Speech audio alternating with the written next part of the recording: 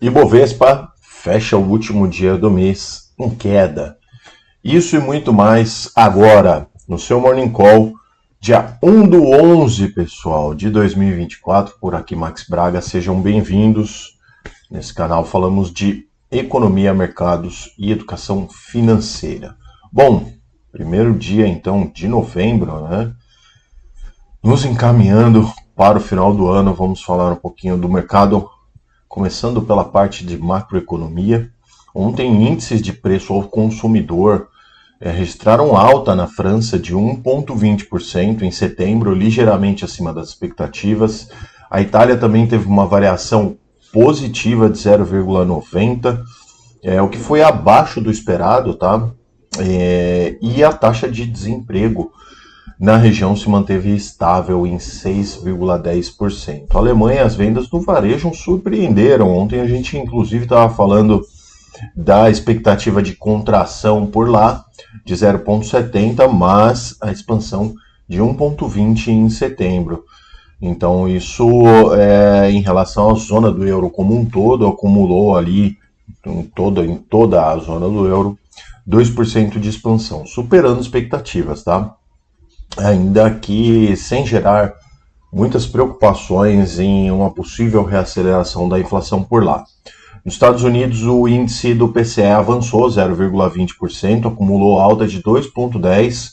Isso quer dizer, então, que a inflação subiu novamente nos Estados Unidos, o núcleo da inflação subiu 0,30%, reforça, então, aquele sentimento de que a queda dos juros lá naquele país deve ser mais gradual, tá? Falando de Brasil, então, a taxa de desemprego caiu para 6,40%, superando as expectativas. Pesquisa do mercado de trabalho diz que o mercado ainda permanece aquecido, novos recordes de ocupação tanto quanto sem carteira assinada, tá? O crescimento dos pontos de trabalho se estendeu no setor privado e no setor público.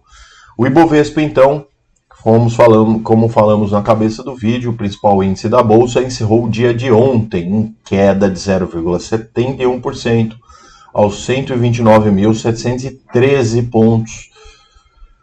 Que mês! Vamos ver se novembro agora melhora. Bom, destaques de alta de ontem tivemos BRF 2,86%, CSN Mineração, CEMIG, 2,30%, e as maiores quedas ficaram com a Hypera, caiu 8,29%, CVC Brasil 5,09%, ok? Bom, teremos, sem escapatória, que falar um pouquinho de política no dia de hoje.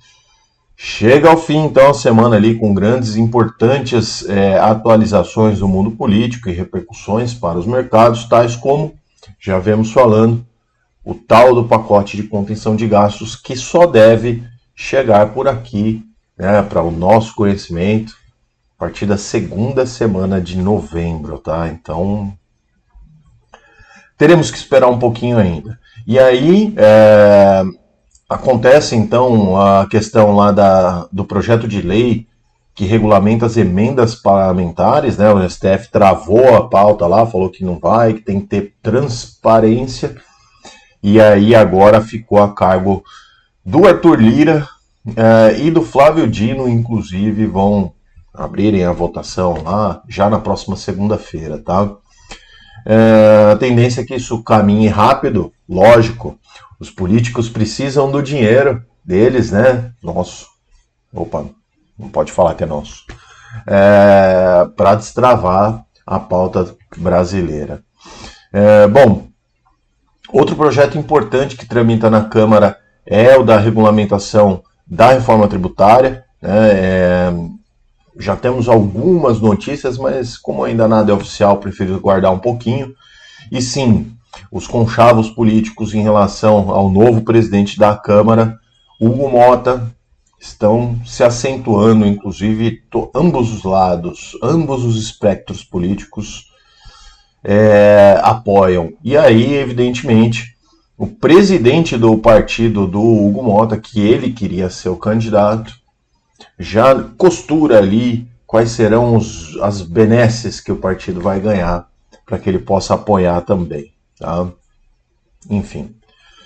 Vamos à renda fixa, então, né? Renda fixa, a taxa de juros dos Estados Unidos permaneceu estável, né? O T10, título mais seguro do mundo, 4,28, enquanto o de 2 anos ficou em 4,16. Dados de inflação indicam um processo remanescente de desinflação. No Brasil, a curva de juros apresentou elevação. Sim, ontem, na hora que eu fui à B3 fazer compras para os meus clientes, notei uma elevação nos títulos pré-fixados, estavam realmente bem altos, até 7 pontos bases nos vencimentos intermediários. E os títulos de inflação tiveram movimentos mais modestos, subiram só 3 pontos base, tá?